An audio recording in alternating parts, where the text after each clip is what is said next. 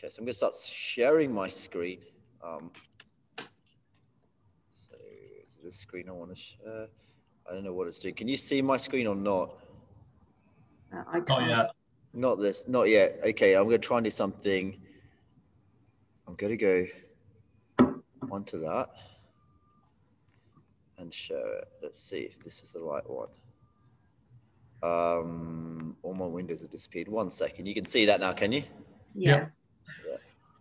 Bunch of my windows have disappeared. So we've got Simon joining us as well as we go through some sort of going through all the different scales. This is the wrong window, so I'm just going to close this off, stop sharing, and I'm just trying to find the right window. How are you going there, Simon? Got this volume on. I'm just trying to find the right screen share quickly. This one looks like it's it. Looks like there's loads of windows open, so I'll go into this one. It's weird. Okay, yeah, so I think this is the right one. So we go screen share, we'll look at a few different things. So we're going to look at the foundations first, I think. So if I'm going through, that's the foundations standard. I don't think anyone here is doing foundations. We've got scaled, RX scaled masters. So you've got a bunch of different things. The movement standard. So yeah, the only thing on the scaled I could see was that, like I know what the other standards for the other things, the scaled was you could do a step up if you're doing a scaled version. From there, and then from acceptable weights in kilograms, 22 to 15. Does anyone else have a thing on their screen? I'm trying to find out. There's just so many different things. I think, and mine kind of scrolls a bit slowly. Let's go scaled masters. So here we got the weight. So I know the scale is the step up, but then if you're doing RX, scaled 16 to 54. So yeah, it's a 20-pound dumbbell, which is annoying. So 1 second. That's the 10 kilo. Yeah. So it's 9 kilos, but yeah, you're not going to find a 9 kilo dumbbell anywhere. So yeah, I'm just trying to get out of this. My computer's going quite slow now because I've got all the windows open. So yeah, it's going to be a 9 kilo dumbbell. For guys, it's the 15 kilo dumbbell if you're doing the scaled version. And then you've got step ups permitted on the box. Okay. So that's essentially the scaled thing. That's the scaled version. The RX version, I'm going to stop sharing because I know all the RX stuff. But I don't think anyone else is. But for the RX version, what you're going to be going through, it's obviously you get the box step up, the box jump. Okay. Is everyone sort of familiar with the standards on it? Yeah. Okay. So like with the dumbbell, obviously both sides of the dumbbell need to touch the ground. Extend overhead, and you can't. The one thing I said to watch out for, you can change the weight wherever you want, but you can't obviously put your hand on your legs or anything like that when you're snatching. You can't use your non-working hand to support yourself up in the snatch. Other thing being is also going to be the burpee box jump over. Both feet need to take off, but then you can step down on the other side. So if you're doing the RX version, both feet need to take off, and then you need to sort of, you can step down. If you want, you can jump down, you can step down. I would say be much more efficient stepping down as well. And I can kind of go through the technique that you should use to kind of make it as efficient as possible. Like, I don't know if anyone saw anyone do it online, but it's a type of workout. It's really, really gassy. So first thing I would do for this workout is get really warm. It's the kind of workout where you want to be sweating before you start. So I would have like a thorough warm up. If you've got access to a row or anything, jump on a rower. If you don't, and you've just got like your dumbbells and box, I'd go through a few sort of mini rounds. So a couple of reps, couple of snatches, couple of burpee box overs. So maybe if it was like even 5 rounds, like every couple of minutes, pace it out. But maybe we didn't do too many reps. So you maybe did like 8 snatches and 6 jump overs.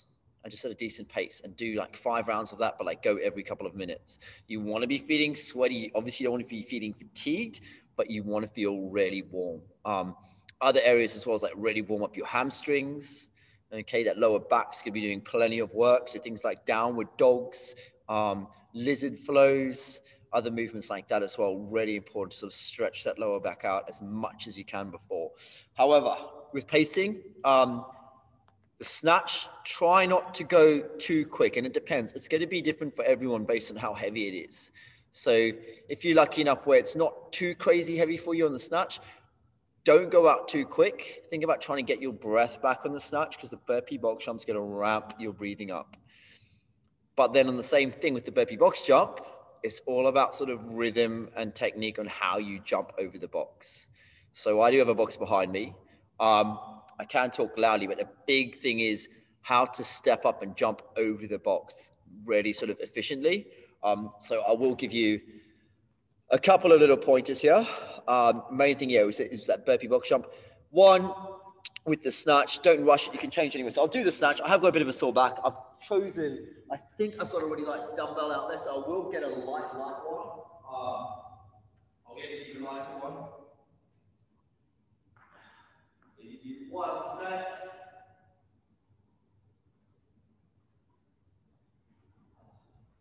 I'm going to get very light. So the one thing is, with your snatch, if you are going through it, try and get a pace that you can breathe at, so don't go really rapid, even if it means standing up, taking your time overhead, and not rushing it back down. So that's the one little point I can say. Try and keep it as anaerobic as possible. Lots of people have hinged a lot through their back, which is fair enough. If you've got a strong lower back, I don't mind you doing that, because it's probably going to get really full on your legs with the burpee box jump. But the snatch, the one thing, all I'd have to say is don't rush it. Break it down into tens. The burpee box jump's all about rhythm. So the biggest thing I'll say, hopefully you can hear me. If you can't, let me know. I'll try and talk quite loudly. And you should be able to see the box. I might bring it in off the line a little bit closer.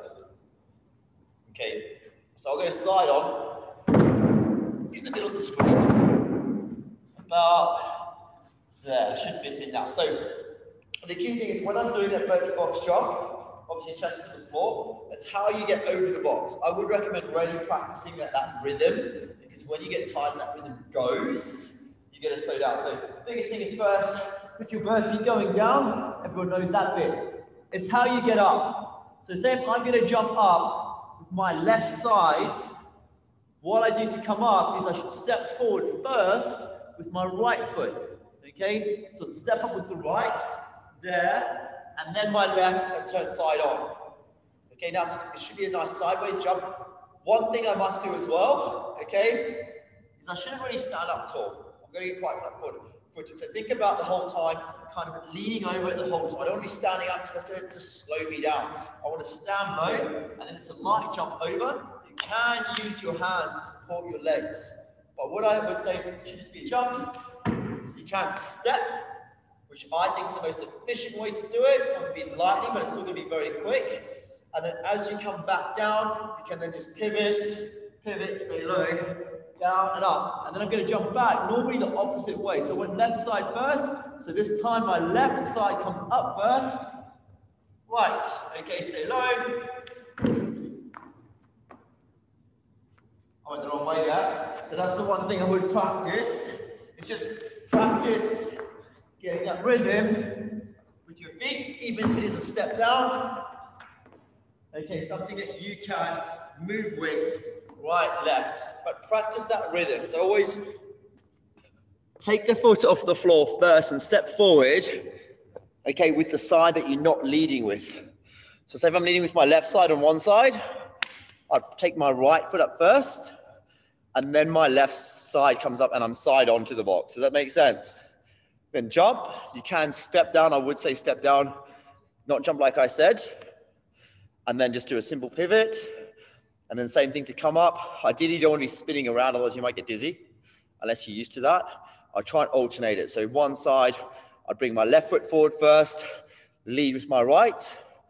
And then the other side, I'd bring my right foot forward first, and then lead with my left. Okay? But that step, jump up, step down, it's not that slow, and it's really efficient. I think one of the best people, if you've watched the video, to watch is actually the military guy who went second. He still did a really quick time. In fact, he got the second quickest guy's time. He beat Samuel Quant by, I think, at least 20 seconds. And he was stepping up, jumping down. he wasn't getting too tall in the box. He was leaning over, and he was quite strong, but he just went through the snatches at a really slow, steady pace. So try to get his breathing back. So that's where it might sort of differ to you, is the fact is, if you are sort of coming through, okay, there's Ollie under emotion. Oh, sorry. So it might differ to you under the fact is like, do you have the ability to try and rest on the snatches? If the snatches are going to be kind of a weight that's going to gas you out, keep the sets really small, even if it is, think about doing 8s. But at the same time, you don't want to get off the burpees and be like, oh man, I need to rest now. Okay, you want to be at a pace where you can kind of get off the burpees, okay, and then go straight into the movement. And if it is, okay, just do 10, rest, give yourself a 5 count, 10 rest, you'll still get it done pretty quickly. But the biggest thing is, you missed it, Ollie, was just going over. It is on the video. I'm going to upload it as soon as I can, how to step up to the box. Okay, how to do the burpee box jump if you are doing a burpee. One thing as well, because we've got like more people now and I'm recording, and I know loads of people want kit. Obviously, we don't have kit for everyone. If you can get in groups of people, even on Facebook, and say, hey, listen, I'm going to come down and I'll train with like one person at a time. You can meet up somewhere, okay, and kind of share a bit of kit. Then I'd recommend doing that if you can, sort of getting 2 people to use that same bit of kit outside. If possible, then we can kind of get a few more people. The other thing is doing the equipment-free version. I take it, who's doing the equipment-free version? I just need volume on, guys. I think everyone's muted. Yes, I'm going to be doing equipment-free. Yeah. And like realistically, so the more people, I know Simon did it the first time. So how I work out the score, so if you're worried about like, oh, my team, like I want to try and get as high a possible score, this one, probably more people might have to do that equipment-free version. So that's got you've obviously got a marker, it's got the 36-inch burpee broad jump. So still pretty good standard, pretty similar. Same thing. I haven't read the standard. It's a 2-foot takeoff. They need to be behind the line. You need to be facing the line as well. So what you might find is that same method that I used to get over the box, that pivot, is going to work on the burpee board jump at home as well. It's keeping that rhythm. It's probably going to be a side jump. 36 inches is about a bit longer than the length of a box. So you probably might find that jumping side on might be okay. Jumping front on, you might have to do that. But I would probably see if you could do the side on jump, would save you a lot of time as well. And then obviously the snatches, we know how to do the snatches, PVC pipe, broomstick. I know some guys were joking about what things they could use. But like the biggest thing is as well, is the more people that do that, essentially what I'll do at home, and it's kind of how it's working on CrossFit as well. It's kind of like a separate leaderboard. So if more people do it, I'll put kind of less variance into it, if that makes sense. Yeah, so there'll be like less variance on that leaderboard, the more people that are doing it. So what I did last time, we only had 3 guys do it. So first place was like 7 points, first place was 8 points, second was 16 points, and then third place was 24 points. So there's more people doing it. Those places then become kind of less and more equal to the other one. So it's not going to be like the be all and end all if you're not in it. It's still up for grabs. You can still score quite well by doing the equipment-free option. So if you think it's going to be a nightmare, you don't know how to get hold of anything, do that. If you do need kit, talk on Facebook. That's the biggest thing I can say, is get on Facebook, get talking. You've also got the WhatsApp groups. I think most people here, I know all the guys in this bit. I don't know about the girls because I'm on the girls group, but I know all the guys here on the group. So talk out as well on those groups to help each other. If anyone's watching this video later as well, is call us on Facebook or message on Facebook, and then also you're asked to go in the groups. And we'll happily put you in there as well. Are there any questions from anyone else? No questions? What are you going to be doing, Lindsay? What sort of, what are you going for? Probably regret, but I'm going to try and get hold of a 15 dumbbell. Yeah, do you know how you're getting hold of that, or? No, I spoke to Jay briefly this morning when we met up for her super handstand session. Yeah. But yeah, not quite. But I'm gonna try. I've got a box that I think is suitable. But yeah, I'm gonna. If not, I can do equipment free if I can't get hold of one. Yeah, like and like I said, obviously, I think for you, you've got a shot at maybe getting to the next stage, with your score in the first round. You do. Yeah, So, and I would generally say that if you've got a good shot of being in that next stage, then hunt out some equipment. But if for you, you're just doing this to sort of see where you are, have some fun, give it a go. It's still a good workout. Give it a crack and don't stress too much. If you can't, we'll try what we can do. I'm going to put some more boxes up. So we have got 5 boxes that we can obviously borrow and send out over the weekend. We've got 2 dumbbells on the girls' side spare, because I know we've obviously got a few members with some, and then we've got 3 on the guys' side spare. Obviously, if you're doing scaled on the guys, it's 15. If you need a 10-kilogram dumbbell as well, we've got 3. But like I said, it's like put down on Facebook what workout you're planning on doing, what you'd like to do, and try and get some people possibly that you can kind of get the kit with and work together for that. We can kind of go one-on-one with those people. It'll just mean that we can get a few more people sort of sorted with the kit as well. Cool. Any other questions? I'm going to put this up. Does anyone want to see the little pivot thing one more time? I know we had Ollie come in late. I know Junior's done it and he got a bit tired.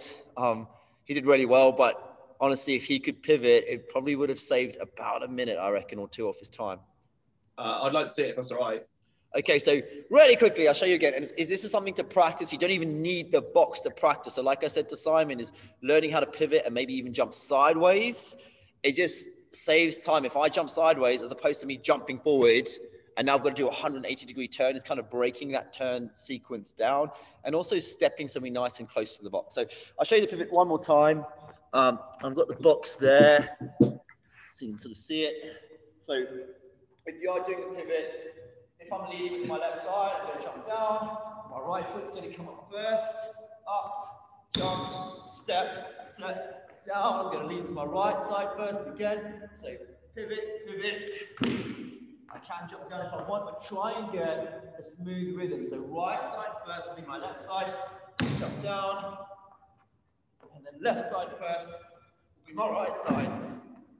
Step down. In that order, and stay low as well, so don't stand up. Standing up, I'm going to end up doing this and wasting loads of time.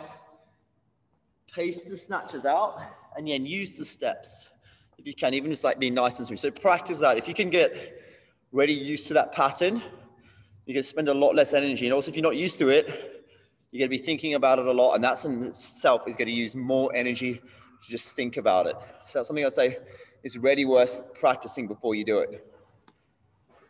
All right. Any other questions? No, that's it. The main thing is that step on the burpee is probably the most important thing that you can do. And then don't go too hard on the snatches. And I would say, watch, he does it very fast. The guy in the video from the military in the second heat after the top athletes, because he actually came second out of the guys. He did really well based on his movement. So give that a look at. All right. That's it. Good luck. Go on Facebook, go on the groups, talk it through as well, and we'll do what we can to get people set up. However, we have got a lot of people. So good luck. And yeah, I'll speak to you guys soon. Cheers, mate. See you later. Okay. Good luck, everyone. What's that, Junior? Cheers, mate. See you tonight if you're doing it on Zoom, or good luck. Yeah, see you tonight on Zoom as well. Okay. Take care. Bye. Yeah, sorry, I've just thought of a question. Yeah. Sorry, dude. Just on the equipment free with the snatches there, I'm guessing each individual snatch will have to start from the floor. It says it's a hang, isn't it? I don't know. I've not looked. So let's do that now. we all I'll go find the right one. Last time when I tried to read the rules, and so I thought probably better asking rather find than the one with all the. Here we go. Share this one. Okay. So let's see. Scale foundations. Here we go. So athletes, yeah, it's a hang snatch. Starts with the hips, legs. So they just take it from there. Yeah. Arms must remain. It's like really slow the screen with this. So that's it. You must lift the sit power snatch. Yeah. So let me see. It has to be a squat snatch as well. Yeah. On that, but yeah, literally your hang is like before you pick it up, you can't just pick it up from the floor and then go straight away. You've got to stand tall and then go down for it to count as a hang snatch. Only the first step. Once you've done that and it's hanging, it's fine. You can just cycle through. Yeah. Make sure you stand them up. That's the main thing with equipment free. And then the ball jump, you just have to measure that 36-inch jump. Yeah, no worries. Okay. Lovely. Thank you very much. Okay. Awesome, guys. Good luck with it. And Thanks, yeah, let me know how you go. Keep in touch on Facebook, on the WhatsApp groups, talk a lot, and then we'll be able to get through this. Okay. Good stuff. Good luck. Cheers, Cheers, mate. mate. Cheers, Bye. Hey, guys.